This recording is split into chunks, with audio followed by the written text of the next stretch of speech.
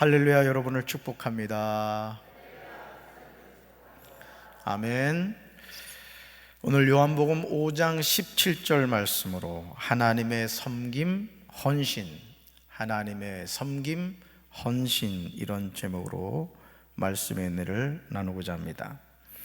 성경을 펼쳐서 읽다 보면 평소에 놓쳤던 부분이 가슴으로 다가올 때가 있습니다. 저도 성경을 100독 이상을 했고 지금도 성경을 꾸준히 읽어가고 있습니다만은 성경 말씀을 읽다 보면 이런 말씀이 있었나? 그런 어떤 감동을 받을 때가 있습니다. 그러므로 신앙생활을 하면서 저와 여러분이 무덤덤하게 넘어가는 말씀 가운데 그 말씀을 붙잡고 깊이 묵상해 보면 너무도 충격적인 말씀으로 경험하게 됩니다. 우리 마태복음 20장 28절 말씀 같이 읽습니다.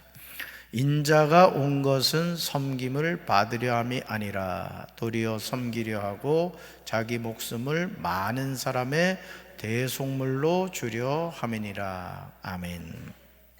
사랑하는 성도 여러분, 여기서 말하는 인자는 누구입니까? 예수님이십니다. 그렇다면 예수님은 세상에 왜 오셨습니까? 요한복음 5장 17절에서 다음과 같이 말씀하십니다. 오늘 읽었던 말씀이죠. 같이 읽습니다. 예수께서 그들에게 이르시되 내 아버지께서 이제까지 일하시니 나도 일하신다 하시매. 아멘. 예수님은 지금 뭐 하기 위해서 이 세상에 오셨다? 일하기 위해서 오셨다고 말씀하십니다. 그렇다면 예수님은 어떤 일을 하셨을까요? 마태복음 9장 35절에서 다음과 같이 기록하고 있습니다. 같이 읽습니다. 예수께서 모든 도시와 마을에 두루 다니사 그들의 회당에서 가르치시며 천국 복음을 전파하시며 모든 병과 모든 약한 것을 고치시니라. 아멘. 이 파란 글씨를 잘 보셔야 돼요. 가르치시며 전파하시며 고치시니라. 예수님은 말씀이 육신이 되어 이 세상에 오셔서 하나님의 말씀을 가르치셨습니다.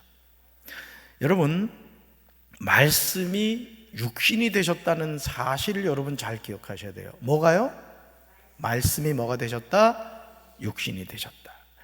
그러니까 구약 성경 39권에서 창세기부터 말라기까지 하나님의 말씀이 기록되었잖아요. 그런데 그 말씀 덩어리가 우리에게 오셨는데 그분이 누구시다? 예수 그리스도시다 이거예요. 할렐루야. 그러니 여러분, 창세기부터 말라기까지 말씀을 가장 정확하게 아시는 분이 누구겠어요?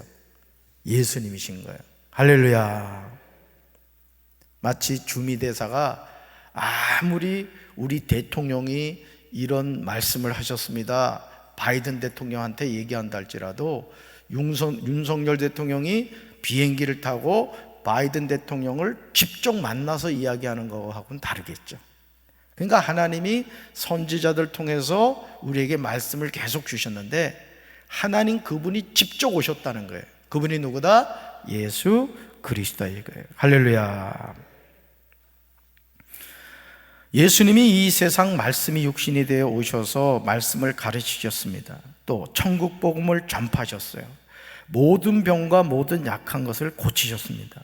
그러므로 예수님의 3대 사역이 뭐냐? 따라합시다. 가르치심, 전파하심, 고치심.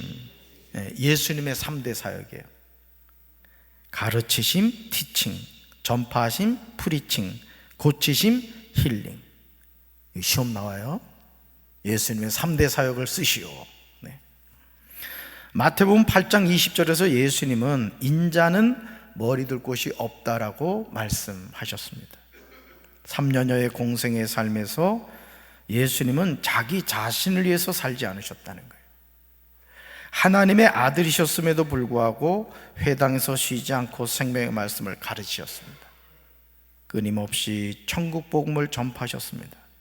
모든 병과 모든 약한 것을 계속해서 고치셨어요. 그러니까 여러분, 우리가 누구한테 배워야 될까요? 예수님에게 배워야 되는 거예요. 할렐루야. 우리가 예수님의 사역을 따라야 돼요. 그게 뭐예요? 복음을 전파하는 거예요. 여러분, 우리 육신의 연약함을 갖고 있죠? 주님을 통해 치료받아야 될 줄로 믿습니다. 이러므로 예수님은 자신의 삶에 관하여 섬김을 받으러 온 것이 아니라 섬기러 왔고 많은 사람을 위하여 자기 목숨을 대속물로 주려고 온 것이라고 말씀하신 것입니다. 사랑하는 성도 여러분, 지금 누가 누구를 섬긴다고요? 우리가 잊지 말아야 하는 중요한 사실은 예수님은 하나님의 아들이신 줄로 믿습니다. 그리고 여러분 알고 계시죠? 예수님은 성자 하나님이세요. 그런데 여호와 증인은 뭐라고 말했다고요? 예수님은 피조물이라는 거예요. 그 이단인 거죠. 창조주신 그분을 어떻게 피조물이라고 하냐고. 지옥은 없다. 여호와 증인이 주장하는 게 그 주장이라고.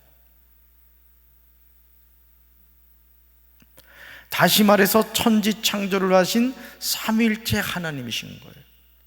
그러니 여러분 생각해 보세요. 하나님이신 그분이 말씀이 육신이 되셔서 이 세상에 오셨다는 거예요. 우리를 얼마나 사랑하시느냐 이거예요. 믿습니까? 그러니까 여러분, 우리가 이 예수님이 이 땅에 오셨다는 건요, 정말 기적 중에 기적입니다. 그런데요, 흙으로 지어진 피조물에 불과한 우리를 섬겨주셨어요. 뭔가 뒤바뀐 것 같지 않습니까?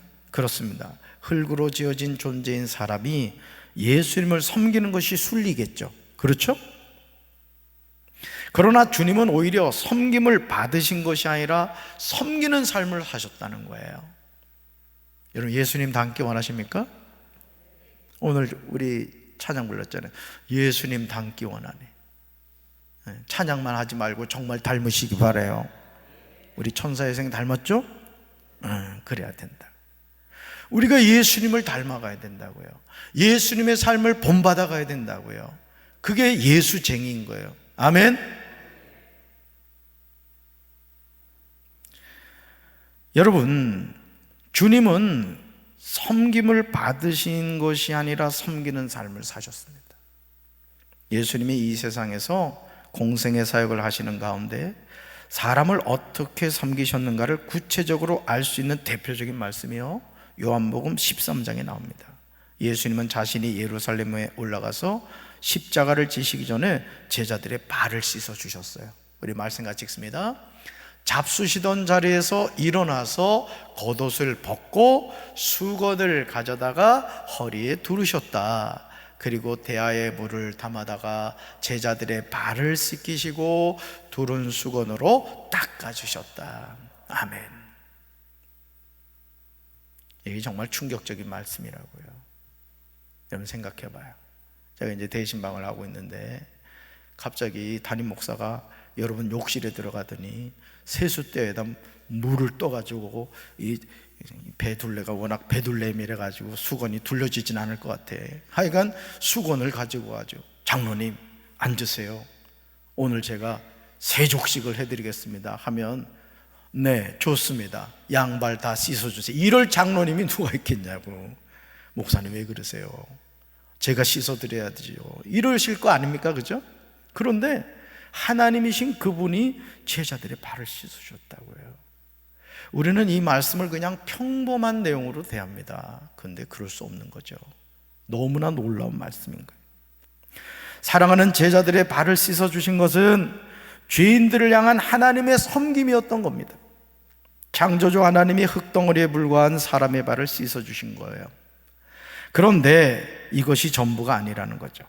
예수님의 최고의 섬김의 절정은 십자가의 섬김입니다. 따라합시다. 십자가의 섬김. 십자가의 섬김. 예수님은 많은 사람의 죄값을 치르기 위해서 자신의 생명마저 주려고 오신 거예요. 이러므로 세례 요한은 요단강에서 세례를 받으러 자신에게로 나오시는 예수님을 보고 다음과 같이 외쳤어요. 우리는 세례 요한의 이 외침을 귀 기울여 들어야 됩니다. 한번 들어볼까요? 같이 읽습니다. 보라, 세상 죄를 지고 가는 하나님의 어린 양이로다. 아멘. 하나님이 죄인을 섬기신 최고의 절정은 바로 갈보리 십자가에서 저와 여러분의 과거와 현재와 미래의 죄에 대한 값을 완전히 갚아주신 거예요. 이제는 해방됐네 예수 안에서 예수 안에서, 예수 안에서 이제는 해방됐네. 예수 안에서, 예수 안에서 해방, 나는 기뻐요, 정말 기뻐요, 주 예수 사랑. 그 찬양이 그렇게 나오는 거예요. 나 같은 죄인을 죄에서 해방시켜 주신 거예요. 아멘이십니까? 그러니까 여러분, 예수 믿는 사람은 과거와 현재와 미래의 죄에 대한 노예가 되지 않습니다. 예수님의 갈보리 십자가의 능력은 우리의 모든 죄를 완전히 씻어주셨어요. 그래서 우리는 누구만 바라봐야 돼? 예수님 바라봐야 돼. 근데 마귀는 인과자, 너 어제 죄 짓지? 얘기한다고. 신랑하고 싸웠지? 이런다고. 그러면 양심이 찔려. 그것도 뭐 진짜 싸웠다는 얘기 아니요, 그냥 눈이 마주쳐서 그랬어요. 그러면요, 양심이 찔려가지고 말이죠, 마귀가 하는 말에 은혜 받는 사람이 있어. 그럴 때 어떻게 해야 돼요? 그래, 싸웠다, 어쩔 건데, 난 예수 이름으로 용서함을 받은 하나님 자녀야. 아멘. 그렇다고 또 대놓고 또 싸우란 얘기는 아니고, 하여간 예수 그리스도가 우리의 죄를 완전히 뭐 해주셨다? 해결해 주셨다 이거예요. 할렐루야. 왜죠? 이 세상의 그 어떤 사람도 자신의 죄값을 자신의 힘으로 갚을 수 없기 때문에요. 그러니 여러분, 이 세상에서요, 죄 문제를 해결하시는 분은 오직 한 분밖에 없어. 누구? 예수님. 믿습니까? 그러니까 절에서 아무리 스님들이 목탁을 두드려도요, 그 죄 문제를 해결하지 못해요. 그러니까 성철 스님이 열반송을 부르면서 고백한 게 뭐예요? 내가 뭇 중생들에게 거짓말을 하고 내가 무간지옥을 간다는 게, 여러분, 무간지옥이 뭐냐면 끝이 없는 지옥이에요. 끝이 없는 지옥. 평생을 돌을 닦은 성철 스님이 지옥을 갔다고요. 지옥을. 믿습니까? 왜 그렇게 됐죠? 예수님만 죄의 문제를 해결하기 때문에 그래요. 할렐루야. 안타까운 사실은 이토록 엄청난 하나님의 섬김, 놀라운 헌신을 받았음에도 불구하고 적지 않은 그리스도인들이 섬김, 즉 헌신의 삶을 살지 않는다는 거예요. 아니, 섬김과 헌신은 나와 무관하다고 생각합니다. 아니, 바쁘다는 핑계로 관심을 두지 않습니다. 사랑하는 성도 여러분, 헌신이란 무엇입니까? 헌신이란 사전적인 의미는 이런 뜻이 있어요. 같이 읽습니다. 몸과 마음을 바쳐 있는 힘을 다함. 이게 뭐다? 헌신이라는 거예요. 그런데 온전한 헌신은 마음으로만 바치는 것이 아닙니다. 사실 우리는 입술로만 하는 섬김과 헌신에 익숙해져 살아갈 때가 많습니다.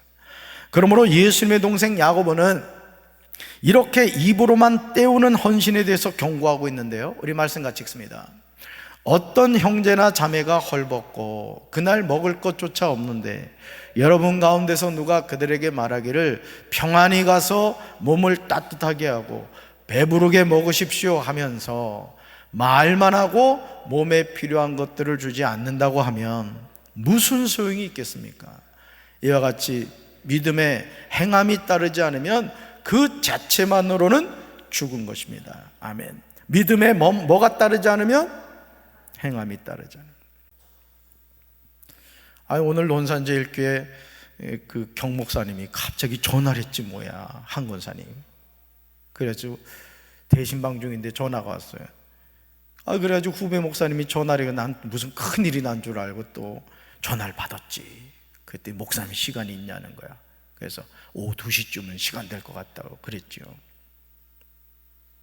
그래가지고 이제 사무실에서 이제 업무를 보고 있는데 말이죠, YWCA 회장님하고 사무총장님하고 하여간 세 분이 왔어. 세 분이 우리 경목사님하고. 그러면서 이런저런 얘기를 이제 이야기를 나눴어요. 뭐 요지는 다른 게 아니에요. 좀 도와달라는 거예요. 도와달라는. 여러분, 오늘 우리가요, 주님의 몸된 교회가 해야 할 일이 많습니다. 아멘. 그래서 제가 그랬죠. 저는 강경제일교회 담임 목사로서 우리 교회가 우리 교회만의 교회가 아니라 이 지역사회의 교회가 되어야 된다고 저는 생각합니다. 그래서 어쨌든 앞으로 저희 교회가 협력할 일이 있으면 적극 협력을 하겠습니다. 그랬더니 그냥 이 입이 말이야 귀 밑에 쫙 걸리더라고. 마땅히 해야 할 일이잖아요. 그래서 나는 우리 성도들이 진짜 부자 되길 바래요.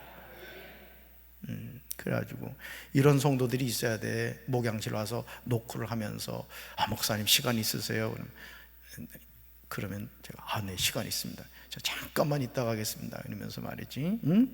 목사님 필요한데 쓰실 때 있으시면 이거 쓰시라고. 이거 1,000만 원밖에 안 된다고.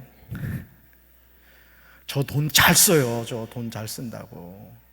도와줄 때가 너무너무 많은 거야. 그러니까 여러분들이 왜 부자가 돼야 되는지를 알아야 된다고. 할렐루야. 그 YWCA가 하는 일들이 참 많더라고요. YMCA, YWCA가 우리 기독교 아주 훌륭한 단체입니다. 저는 우리 사랑하는 성도 여러분들이 이런 일에 관심 갖게 되길 주님의 이름으로 축원합니다.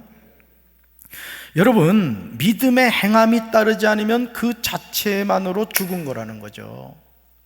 주님의 몸된 교회가 건강한 교회가 된다는 게 뭐냐? 내 이웃을 바라볼 수 있는 그런 눈이 열려야 되는 거예요. 할렐루야. 그러니까 부자가 돼야지.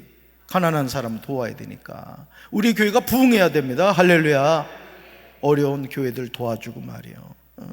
앞으로 우리 전도사님들 목사 안수 받고 여기서 훌륭하게 훈련 받고 나서 말이요, 목회 나가게 되면 우리가 도와줘야 될 거 아니요. 그래 안 그래? 여러분 자녀들도 시집 장가 갈 때 도와줘요 안 도와줘요? 살림 내주잖아. 저는 우리 교회가 앞으로 그런 교회가 되어야 될 줄로 믿습니다. 그냥 밑도 끝도 없이 방빼 이러면 안 된다고. 그런 교회는 복을 못 받아요. 저도 부목사 생활 16년을 해봐서 아주 가슴에 한이 맺혀서 하는 얘기요. 그 여러분들 앞으로 우리 교회가 그런 교회가 되어야 될 줄로 믿습니다. 전도사님들이 그냥 사역에만 집중할 수 있게 해야 돼요. 나중에 목회 어떻게 나가느냐 이런 거 걱정할 거 없이 하나님이 딱 준비되면 제일 좋은 거는 이 목사님 보내주십시오 이게 돼야 되고, 그 다음에 우리 교회가 살림을 내주는 교회가 돼야 돼요. 할렐루야. 먼저 주님이 우리에게 원하시는 섬김과 헌신은 자신의 몸을 바쳐 있는 힘을 다해야 한다는 거예요. 우리 예수님도 제자들을 섬기실 때 예수님이 친히 대하여 물을 떠오셨습니다. 여러분 생각해 보세요.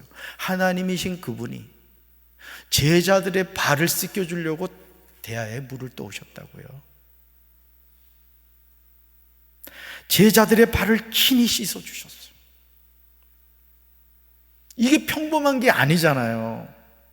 그래요 안 그래요? 하나님이신 그분이 피조물의 발을 씻어줬다고. 또 이 당시 제자들은 샌들을 신었단 말이에요. 샌들을. 그러니까 발에 먼지가 묻었겠어 안 묻었겠어요? 아마 베드로는 발을 잘 안 씻어서 아주 냄새가 많이 났을 것 같아. 그런데도 그 제자들의 발을 씻어주신 거예요. 또 수건으로 제자들의 발을 닦아주셨습니다. 다음으로 주님이 우리에게 원하시는 섬김과 헌신은 마음을 바쳐 힘을 다해야 한다는 거예요. 따라합시다. 참된 섬김과 참된 헌신은 아름다운 수고가 있어야 합니다. 아멘. 자, 주님이요 마태복음 5장 7절에서 말씀하세요. 같이 읽습니다. 긍휼히 여기는 자는 복이 있나니 그들이 긍휼히 여김을 받을 것이니요. 아멘. 정말 놀라운 사실은 예수님은 제자들의 냄새나는 발만 씻어주신 것이 아니에요. 예수님은 자신에게 가장 소중한 목숨을 주시면서까지 죄인들을 위하여 온전히 내어주셨습니다. 자신의 소중한 몸을 죄인들의 죄값을 갚기 위해서 헌신한 거예요. 그러니까 여러분 우리가 이 주님의 사랑을 깨달으면요, 우리가 입이 10개라도 할 말이 없다고요. 저는 우리 사랑하는 성도 여러분들이 이 주님의 사랑이 가슴으로 느껴지게 되시길 바라요. 자식이 언제 효도하느냐? 부모님의 은혜를 깨달을 때 효도하는 거예요. 우리가 주님을 언제 바로 섬기느냐? 주님이 나를 위해서 목숨을 주셨다는 사실이 지식이 아니라 가슴으로 느껴질 때 주님을 더 사랑하게 되는 거예요. 할렐루야. 저는 그런 목사가 되길 원하고 우리 성도들이 그런 성도들이 되길 바라요. 그래서 예수님 이름만 들어도 눈에서 눈물이 주르륵 나오는 그런 성도들이 돼야 된다고. 우리가 하나님의 자녀가 되게 한 것이 있어요? 아무것도 없습니다. 예수님의 전적인 섬김과 헌신을 통해 우리는 죄의 씻음을 받고 구원받게 된 겁니다. 그렇다면 이런 섬김과 헌신의 대상이 된 것으로 만족해야 될까요? 왜 우리는 헌신하며 살아야 될까요?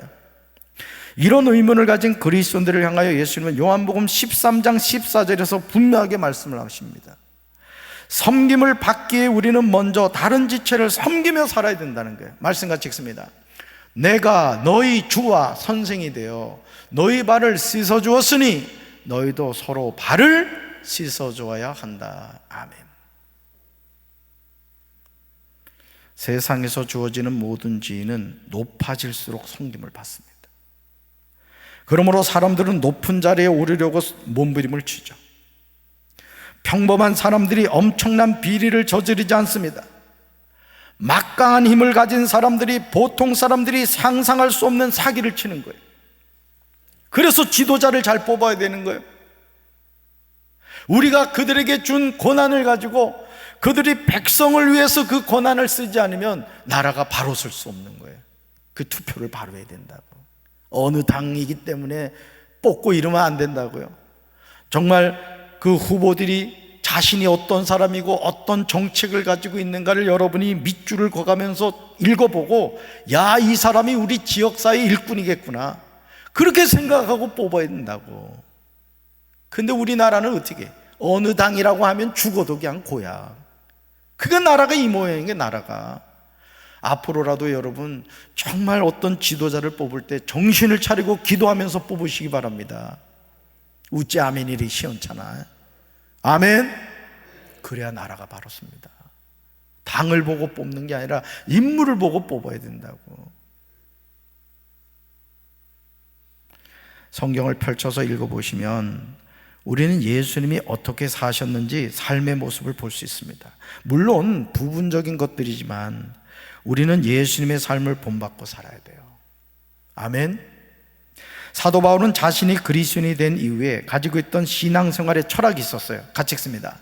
내가 그리스도를 본받는 자가 된 것 같이 너희는 나를 본받는 자가 되라. 아멘. 여기서 바울이 내가 그리스도를 본받는다는 것은 예수님이 사신 그런 삶을 사는 겁니다. 마치 어린아이들이 아버지를 따라 흉내를 내는 것과 같은 거죠. 바울은 예수님이 살아가신 삶을 본받기 위해서 몸부림을 쳤어요. 그리고 이제는 자신이 가르치는 성도들을 향하여 너희는 나를 본받는 자가 되라고 분명하게 말할 수 있었던 거예요. 참 멋진 고백이죠. 먼저는 예수님을 본받기 위해서 몸부림을 쳤는데 어느 순간 이제는 제자들을 향하여, 성도들을 향하여 여러분은 나를 본받는 자가 되십시오라고 당당하게 이야기할 수 있었던 거예요. 저는 우리 사랑하는 성도 여러분들이 교만해지라는 말이 아니에요. 그러나 예수님을 본받게 되시길 바랍니다. 그리고 여러분 자녀들을 향하여 얘야, 이 아버지를 본받아라, 이 어머니를 본받아라, 이렇게 당당하게 이야기할 수 있는 우리 성도들 되길 주님의 이름으로 축원합니다. 바울의 이 고백이 아주 교만하게 들릴 수 있는 말이지만 그만큼 바울은 일평생 자신을 위하여 살지 않고 오직 주님을 위하여 살겠다고 결심하였고 실제로 그렇게 살았던 거예요. 빌립보서 3장 10절을 보시면 이런 바울의 마음이 잘 기록되어 있어요. 같이 읽습니다. 내가 바라는 것은 그리스도를 알고 그분의 부활의 능력을 깨닫고 그분의 고난에 동참하여 그분의 죽으심을 본받는 것입니다. 아멘. 내가 바라는 것이 뭐냐 이거예요. 그리스도를 아는 것이다. 예수님을 본받는 것은 성도의 유일한 소망이며 삶의 목표입니다. 하나님의 자녀라고 입으로는 말을 하는데 예수님을 본받지 않는다면 그는 그리스도인이 아닌 거예요. 그리스도인은 누구든지 예수님을 본받아야 할 줄로 믿습니다. 그렇다면 어떻게 헌신할 수 있을까요? 빌립보서 2장 2절로 3절에서 바울은 어떤 자세로 헌신해야 하는가를 제시해주고 있어요. 같이 읽습니다. 여러분은 같은 생각을 품고 같은 사랑을 가지고 뜻을 합하여 한마음이 되어서 내 기쁨이 넘치게 해주십시오. 무슨 일을 하든지 경쟁심이나 허영으로 하지 말고 겸손한 마음으로 하고 자기보다 서로 남을 낮게 여기십시오. 아멘. 우리는 누군가를 섬기기 위해서 같은 생각을 품어야 돼. 그러니까 교회도 부흥하려면요, 담임 목사와 성도들이 같은 생각을 해야 돼. 할렐루야. 담임 목사가 성도 여러분, 우리 이렇게 합시다 하면 여러분이 아멘 해야 돼. 우리 저렇게 합시다 하면 아멘 해야 된다고요. 우찌 아멘이 이렇게 시원찮냐고. 이렇게 해야 됩니다. 저렇게 해야 됩니다. 요렇게 해야 됩니다. 할렐루야. 그렇게 해야 된다고. 그럼 담임 목사가 신이 나가지고 하는 거예요. 신이 나서. 우리는요, 같은 사랑을 가져야 돼. 우리는 뜻을 합해야 됩니다. 우리는 한 마음이 되어야 돼요. 우리 좌우에 계신 분들과 인사합시다. 한 마음이 되겠습니다. 아멘. 예수님도 죄인들을 바라보시면서 이런 생각, 사랑, 뜻, 마음을 가지셨고 그렇게 사셨습니다. 마태복음 9장 36절 같이 읽습니다. 또 모여든 군중을 보시며 목자 없는 양처럼 불쌍히 여기셨다. 그들이 가지고 있는 문제는 너무나도 큰데 그들은 그것을 어떻게 해야 할지, 어디에 가서 도움을 받아야 할지도 모르는 가엾은 백성들이었기 때문이었다. 아멘. 예수님은요, 군중들을요 불쌍히 여기셨다.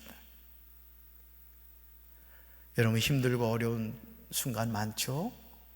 괴로울 때 많잖아요. 여러분이 해결할 수 없는 인생의 문제가 있잖아요. 근데 여러분 기억하세요. 주님이 마음 아파하세요. 우리를 불쌍히 여기신다고요. 네. 제가 신학교 입학을 하러 이제 가는 날이었는데, 입학하기 전날 이제 가는 날이었는데, 세상에 약을 잘못 먹어가지고 그냥 몸이 불덩어리 됐어요. 약을 먹었는데 또 먹은 거야 그냥. 근데 그게 쉽게 말하면 약물 중독인데, 그러면 언론 가서 그 약물 중독에 대한 어떤 그 치료를 받아야 될 거 아니에요. 그냥 끙끙하는 거예요. 끙끙하는. 막 몸에 불덩어리가 되니까요. 그때가 추울 때였어요. 그래가지고 그 보일러를 안 떼는 방이 있었는데 거기 가가지고 그냥 끙끙거리고 있어. 아파가지고 그냥. 제가 얼굴 보세요. 잘 참게 생겼지. 그냥 막 끙끙거리고 있었더니 아버지는 한번 들어와 보지도 않는데 우리 어머니는 들어오셔가지고 우리 사무엘이 아파서 어떡하냐고 그러더라고요. 그때 어머니가 이게 얼굴 부벼진 느낌이 지금도 난다고. 우리 주님이 그러신 분이에요. 아멘. 우리가 힘들어할 때요, 여기 나오잖아요. 모여든 군중을 보시며 목자 없는 양처럼 불쌍히 여기셨다. 어떻게 해야 할지, 어디에 가서 도움을 받아야 할지도 모르는 가엾은 백성들이었기 때문이다. 저와 여러분이 신앙생활 하면서 정말 이해할 수 없는 것은 섬김과 헌신의 자리에서 다툼이 일어나는 것을 보게 됩니다. 누군가에게 보기 위해서 경쟁심으로 혹은 허영심으로 도대체 겸손이 뭔지도 모르면서 열심을 가지고 헌신하는 일이 있어요.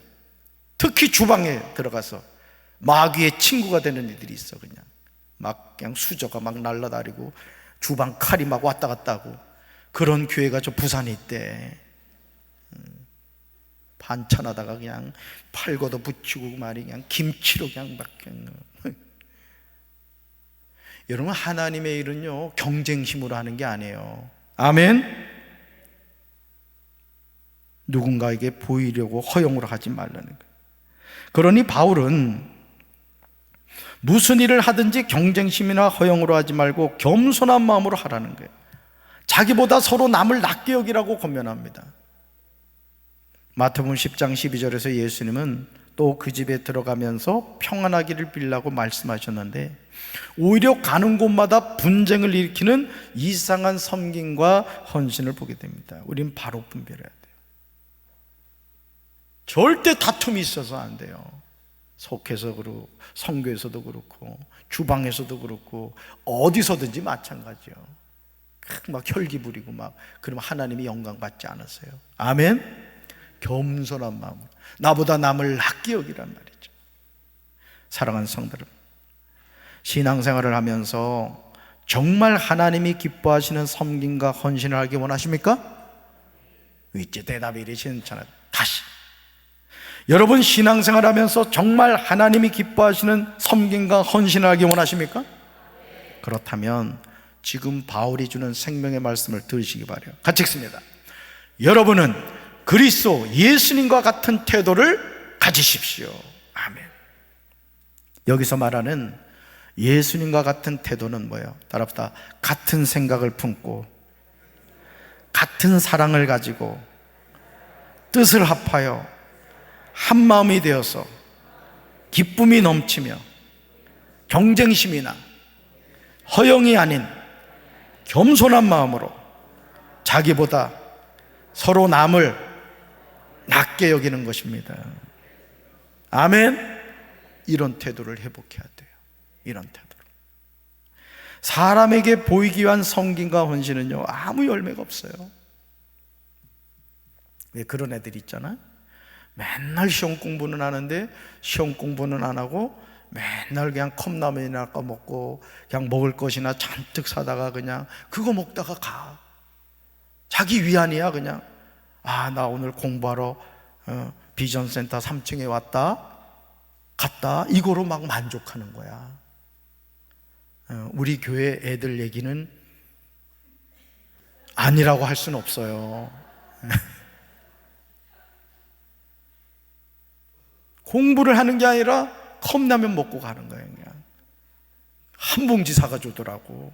나 좀 줄 알았더니 안 주더라고. 그 마음은 공부를 해야 되겠는데 이게 집중이 안 되는 거죠. 우리가 하나님의 일을 함에 있어서도 마찬가지죠. 저는요, 우리 사랑하는 성도 여러분들의 섬김과 헌신이 아름다운 열매 맺게 되길 주님의 이름으로 축원합니다. 사람들에게 칭찬을 받고 인정을 받으면 상급이 없어요. 이걸 기억하셔야 돼요. 담임 목사가 몰라준다고 서운해할 거 없다고. 하나님이 기억하신다고요. 할렐루야. 당시에는 기분이 좋죠. 어깨가 으쓱하고 뭔가 된 것 같을 거예요. 그러나 주님은 이런 섬김과 헌신을 조금도 기억하지 않아요. 말씀 볼까요? 같이 읽습니다. 그러므로 가난한 사람을 구제할 때에는 위선자들처럼 사람의 칭찬을 받으려고 회당과 거리에서 나팔을 불며 떠들지 말라. 내가 진실로 너에게 말한다. 그런 사람들은 자기 상을 이미 다 받았다. 아멘. 사랑하는 성도 여러분, 하나님은 죄인을 섬기기 위해 낮고 낮은 이 세상에 육신을 입고 오셨습니다. 그리고 자신과는 전혀 상관이 없는 죄값을 골고다 십자가에서 지셨습니다. 주님의 아름다운 헌신이 없었다면 우리는 죄인으로 살다 지옥 가야만 했을 것입니다. 어느 날 예수님의 제자들 사이에서 누구를 가장 높은 사람으로 볼 것인지를 놓고 다툼이 벌어졌어요. 그때 예수님은 제자들에게 다음과 같이 말씀하셨어요. 같이 읽습니다. 뭇 민족들의 왕들은 백성들 위에 군림한다. 그리고 백성들에게 권세를 부리는 자들은 은인으로 행세한다. 그러나 너희는 그렇지 않다. 너희 가운데 가장 큰 사람은 가장 어린 사람과 같이 대하고, 또 다스리는 사람은 섬기는 사람과 같이 대해야 한다. 누가 더 높으냐? 밥상에 앉은 사람이냐? 시중 드는 사람이냐? 밥상에 앉은 사람이 아니냐? 그러나 나는 섬기는 사람으로 너희 가운데 있다. 아멘. 그러므로 하나님이 우리를 놀라운 사랑으로 섬겨주셨듯이 이제 우리도 아름답고 성숙한 헌신의 자리로 나아가 섬기는 사람이 되어야 될 줄로 믿습니다. 섬기는 사람이 짱이란 말이에요. 짱이야. 아멘. 이 섬김을 통해 하나님은 지금 우리가 전혀 생각하지 못하는 놀라운 일을 이루고 가신다는 거예요. 그러니까 주님의 몸된 교회도 그렇습니다. 섬기는 사람을 통해서 이 교회가 세워지는 거예요. 여러분 가정도 그렇잖아요. 우리나라도 마찬가지입니다. 저 여의도에서 맨날 쌈박질해도 우리나라가 이렇게 돌아가는 이유는 이름 없이 빚도 없이 자신의 자리에서 묵묵히 자기 일을 하는 사람 때문에 그래요. 저는 우리 사랑하는 성도 여러분들이 자신을 드러내려고 하지 말고 우리 몸에 있는 심장처럼, 여러분 심장이 가슴 밖으로 나오면 어떻게 돼? 죽는 거잖아. 그래도 이 심장은요, 우리가 태어나는 순간부터 쿵쿵쿵 뛰다가 죽을 때까지 뛴다고. 죽을 때까지. 가끔 심장한테 이렇게 손을 갖다 대고 고맙다 하고 좀 인사 좀 하라고. 심장이 나한테 예언을 하더라고. 인사를 안 하는 사람이 너무 많대. 지금 이 헌신의 자리로 나아가지 않겠습니까? 저는 우리 사랑하는 성도 여러분들이 자신을 드러내지 않고 오직 예수님의 이름만을 드러내며 겸손히 섬김의 자리로 나아가 하나님께 영광 돌리는 삶을 살게 되기를 주님의 이름으로 축원합니다. 주님은 지금도 부르시고 계세요. 나를 위해서 헌신해 줄 사람이 필요한데, 나를 위해서 헌신해 줄 사람이 필요한데, 아무개 장로, 아무개 권사, 아무개 집사 도와주지 않을래? 주님이 부르고 계시다고요. 주님의 이 부르심에 주님, 저 있어요. 제가 그 일 할게요. 저를 써주세요. 이렇게 믿음으로 고백하는 우리 사랑하는 성도들 되기를 주님의 이름으로 축원합니다. 가슴에 손 얹겠습니다. 주님, 하나님이신 예수님께서 대하의 물을 떠오시고 허리에 수건을 두르시고 냄새나는 제자들 발을 씻어주셨습니다. 그리고 수건으로 발을 닦아주셨습니다. 그러시면서 주님이 말씀하셨습니다. 내가 너희의 발을 닦아준 것처럼 너희도 이렇게 하라고 말씀하셨습니다. 오늘 우리는 섬김을 받기 위해서 몸부림을 칩니다. 그러나 주님, 섬기는 자가 되게 하옵소서. 예수님을 본받는 삶을 살게 하여 주옵소서. 다툼과 허영으로 헌신하지 않게 도와주시고 나는 죽어지게 하시고 내 안에 예수님만 나타나게 하옵소서. 우리 교회가 섬김을 통하여 하나님의 기쁨되는 교회가 되게 하시고 기쁨되는 성도가 되게 하여 주시옵소서. 축복하여 주시옵소서. 이제는 우리 주 예수 그리스도의 크신 은혜와 하나님 아버지의 한없는 사랑과 성령님의 교통하심이 주님의 섬김을 본받아 섬기며 살아가길 원하는 사랑하는 주의 백성들 위해 이제부터 영원토록 함께 하시기를 간절히 축원하옵나이다. 아멘.